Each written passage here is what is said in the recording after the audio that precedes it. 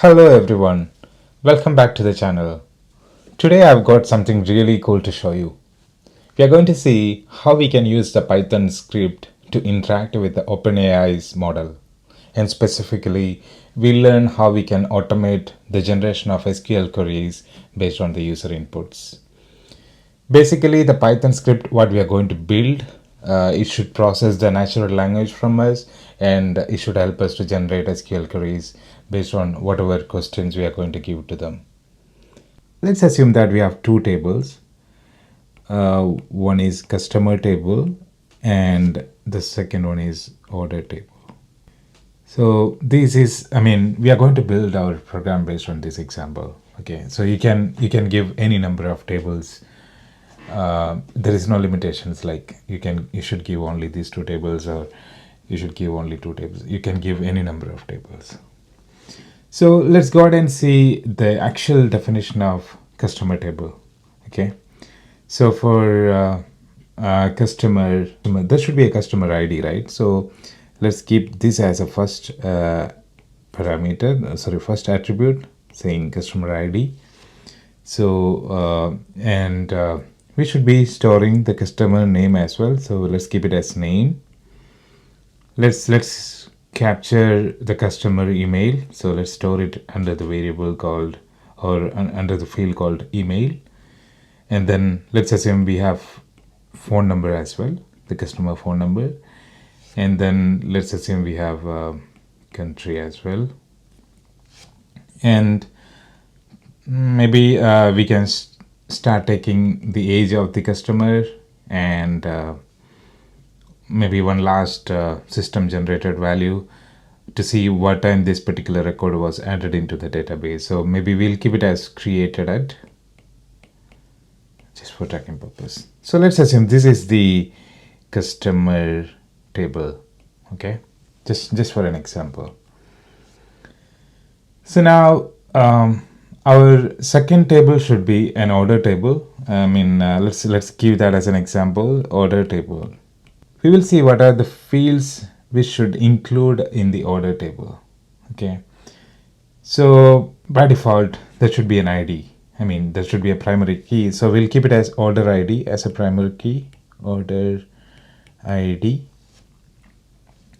And then we will keep the date of by when which the customer placed the order. Maybe we'll keep it as order date. And then the total amount, maybe let's assume in that way, maybe what was the total amount of the order. So let's put it in that way. So let's assume this is the two tables we have, and we need to generate we need to play around with the LLMs to generate SQL queries based on these two tables. So before I move on with the actual Python script, I just wanted to explain you the relationship between these two tables. So if you see the customer table and order have one to many relationship, right? Meaning each customer can place multiple orders. Let's assume this is a customer ID. Let's say 101 is a customer ID. Let's assume Bijit is the name, Bijit, and let's give some value. 1 2 3 4.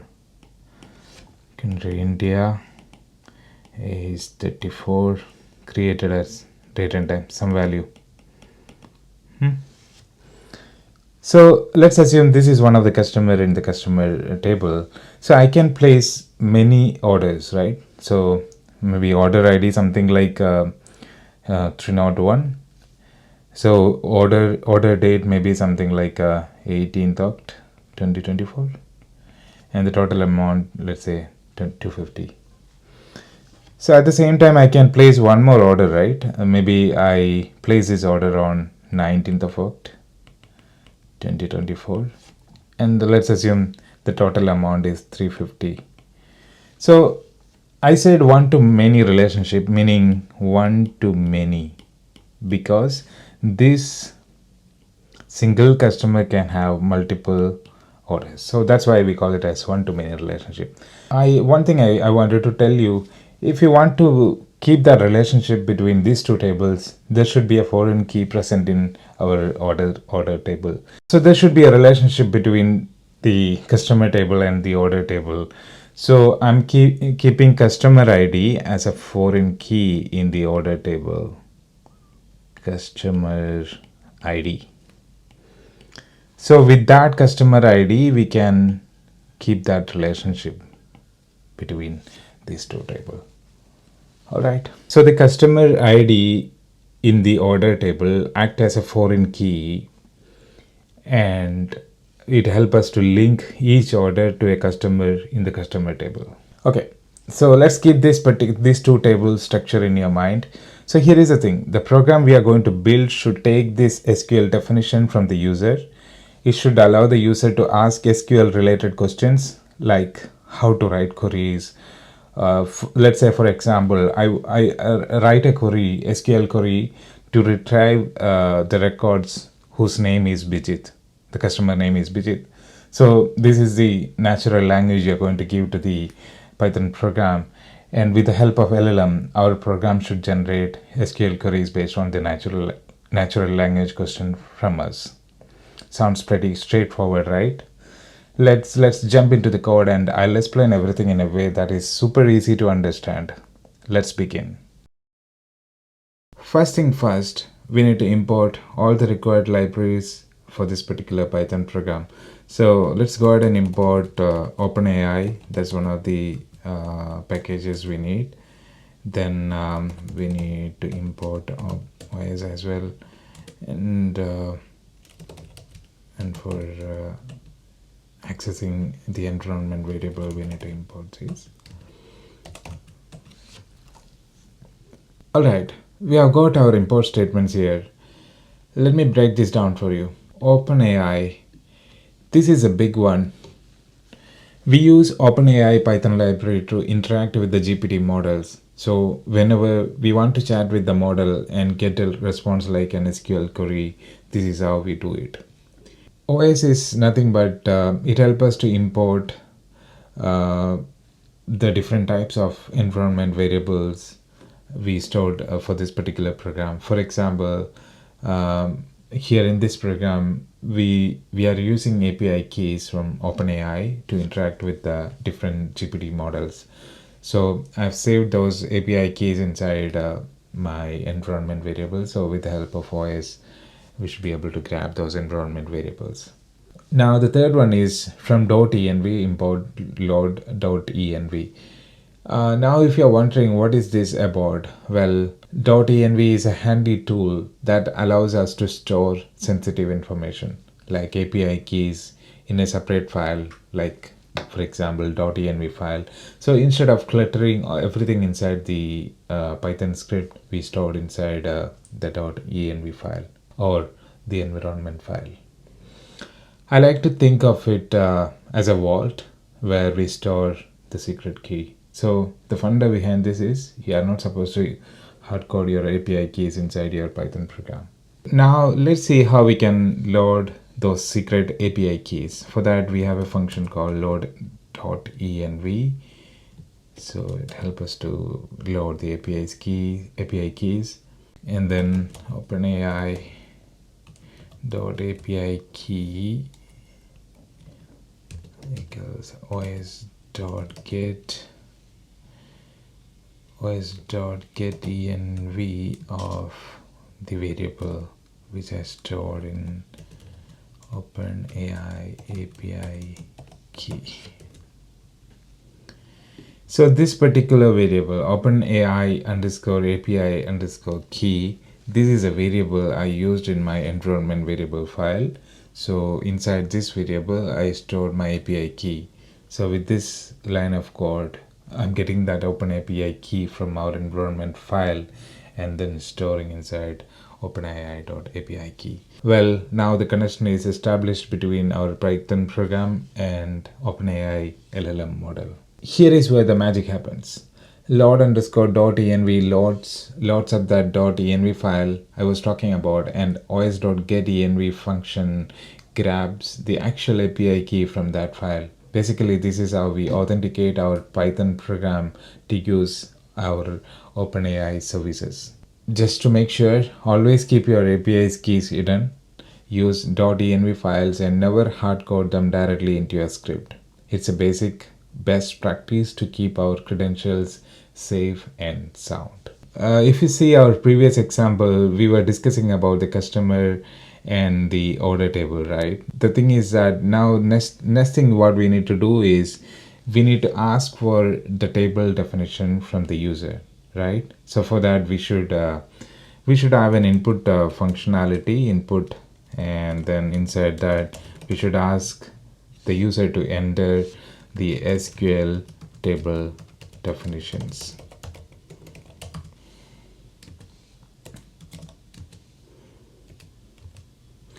Let's go ahead and save these values inside a variable called input, or maybe SQL tables. So this variable will contain the SQL table definition from the user. Here is where we are prompting the user. When you run this particular script, it's going to stop and ask for the SQL definitions. This is essential because the model like GPT 3.5 or whatever model we are going to use, it needs some context about the table in order to generate the right SQL queries. This is key because GPT will use this table schema to generate the queries based on the user SQL question. It's like giving the GPT the rule of the game before it start playing with the actual request from the user. Now let's take the actual requirement from the user, which is nothing but what exactly user want to generate here. So let's say a kind of question from the user, right? So for that, again, we'll go ahead and use the input variable, and we should ask the user to enter the SQL query request. Maybe enter your SQL query request. So let's go ahead and save this value inside a variable called SQL underscore question. Yeah. Here we get the requirement from the user and store it under the variable called SQL underscore question. Now with this block of Python script, we are going to create a chat completion request using GPT 3.5 Turbo model. So let me break down what we are passing here, or how this particular block of code is working. So if you see here, model we given as GPT 3.5 Turbo. So we are using GPT 3.5 Turbo, which is a powerful and efficient model designed for chat-like conversations. So you can see here a messages block. This is a conversation we are having with the GPT, meaning we start by giving the model context, meaning the table definitions and everything, and then we ask the user's SQL question. The first message, which has a system role, which is help us to tell GPT saying, hey, you are the SQL query expert. Based on this table, answer the question. So that's what we are giving here. That's what we are trying to pass here with the system role message. And if you see the user role question, here we are trying to pass the actual SQL request from the user. If you see here, we are passing the variable, which is nothing but the natural language question from the user. So we are passing that here. So another variable is temperature 0.7. This is where we get to play around with the GPT's creativity. A temperature closer to 1 makes the model more creative and diverse with its responses. So lower the values, meaning closer to 0, make it more deterministic. Have set it to 0.7. It's a kind of fine balance between the creativity and the correctness. And another variable you can see here, max token equals 150. This limits the response size, meaning whatever reply we are getting from the GPT, it limits to a certain limit. I mean, since we are given 150, it actually limits the response value. We don't want GPT-3 to go overboard and write us an essay when we just need a simple SQL query. So 150 tokens should be more than enough for that. Now in the next step, we need to extract and print the SQL query generated by the model. So this 2 lines of code will help us to do that. So once GPT 3.5 responds, we grab the content, meaning the SQL query it generates, and print it out for the user to see what actually it responded. The dot strip removes any extra spaces or new line characters at the start or at the end of the responses. And finally, it with the help of print statement, it helps us to print the actual response which is generated with the help of LLM. So now we have the program ready. Let's go ahead and see what value it returns and how we can interact with the LLM, right? Now our program is ready. We'll go ahead and run this particular Python file and see how it is interacting with the OpenAI LLMs. Yep, we run the program now and it is asking us to enter the table definitions. I'll go ahead and copy my table definition and put it here. Always try to paste it as 1 line. So I entered my table definition in here. So this is the same table definitions which we discussed earlier. It has the customer table as well as the order table. So I'll just go ahead and press enter. And it is asking me the second question, enter your SQL query request. So here I'll give my request. Maybe I'll tell them show me all customers who are older than 30, older than 40. Okay, fantastic. It's generated an SQL query which says select staff from customers where age is greater than 40. Awesome, right? Now I'm going to change my program in such a way that it is not stopping immediately. It should allow us to ask many questions as we need. So maybe we'll try to put this particular program in a loop so that we don't want to run every time for asking our questions or for communicating with the LLM. Let's assume we just wanted to keep on interacting with the LLM. So let's go ahead and put all this program inside a while loop, maybe an infinite loop, or something we can think of like when the user press or type exit, the program should terminate. So something of that sort. So let's go ahead and write, maybe the best one is while loop, right? Let's go ahead and prepare a while loop.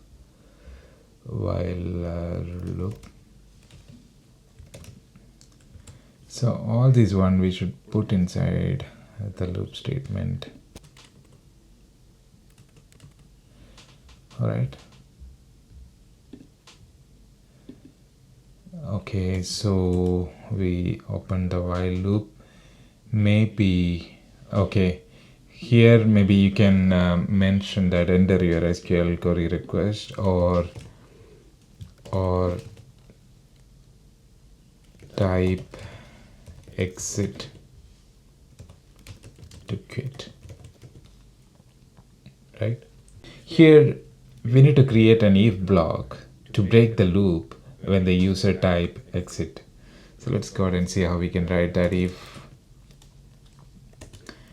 SQL question, right? Yeah, that was a question we got. We got right. Maybe we can just put dot lower function equals exit, right? And then no, not a single equal, double equal should be there. Exit. Then maybe we can just give a statement saying that exiting the program or something of that sort. Print exiting the program. Goodbye. Right? And then we'll give a break statement. Yep. Alright, our loop is ready. Let's go ahead and run the program and see how it is working. So again, yep, we run the application and it is asking us to enter the SQL table definitions. I'll go ahead and enter the table definition, the same old customer and order table. Yep, it is asking us to enter your SQL query request or type exit to quit. So this time maybe we can tell the LLM to, can you show me the customers in order of their age? Maybe we can also mention like youngest to oldest.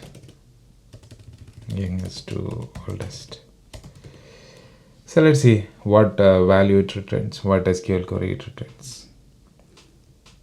Wow, it says select star from customers, order by age ascending. It's pretty cool, right? Wow, the program is not terminated. It is again asking us to enter your SQL query request. So let me go ahead and tell I would like to see how many customers we have from each country. So let's see.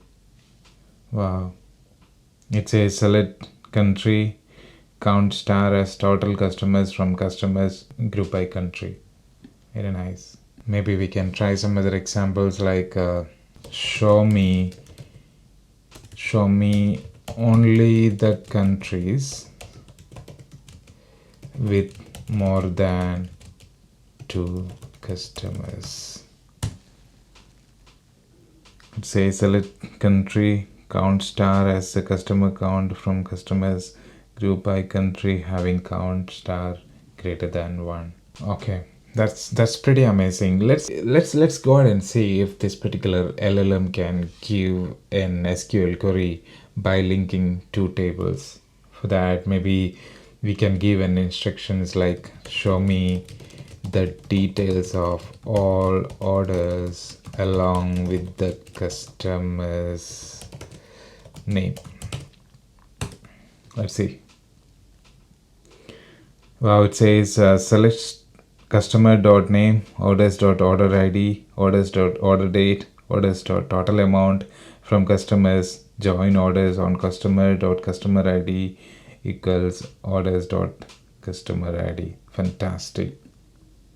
It's joining both the tables and helping us to filter the data. That's pretty amazing. Maybe we can try this. Can you show me the total amount spent by each customer on orders? Let's see what value it returns. It says select c.name sum of o.total amount as total spent from customers C, join orders O on c.customer ID equal to customer ID group by customer name. So our question was, can you show me the total amount spent by each customer on orders? Total amount spent, yeah, it will have this value, total spent from customers. Yep, it's fantastic. Yeah, by each customer, right? That's why it is grouping by c.name. Fantastic. Maybe what we can do is let's go ahead and give some other value, some other SQL statement or some other requirement which is not there in the this particular customer table. Let's say you remember our customer table doesn't have a last name, right? So let's go ahead and give this particular request. Show me the customer whose last name is Bijit. So we know we don't have a last name field in our customer table, and let's see what value it returns. So it says the generated SQL query, since the customer table provided does not have a specific column for last name, assuming that the last name is a part of the name column, you can use the following query to find the customer whose last name is Bijit. Amazing. We know that the customer table doesn't have a last name. So the LLM is assuming by his own and helping us to adjust the SQL query accordingly. It's pretty amazing. Let's go ahead and give some kind of request which is not making sense at all and see how this LLM is replying to that. Maybe show me the record in which the bank is HDFC. So we know there is no field called bank, and let's see how it respond to this particular request. Wow, it is not generating any kind of query because we know that we don't have any kind of field called bank.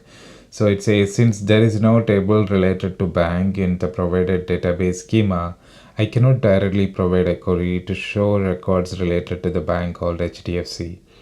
If you have a specific table related to bank, please provide the table schema so I can assist you further. Amazing, amazing. So that's it, guys. Just to wrapping up. So there you have just learned how to create a Python program that connects with the OpenAI model to generate SQL queries on the fly. This is just the tip of the iceberg, I would say, because you can build on this and automate even more tasks. I hope you find this helpful, and don't forget to like the video if you learned something new and subscribe for more Python tricks and tips. I'll see you all in the next one. Stay coding. Thank you.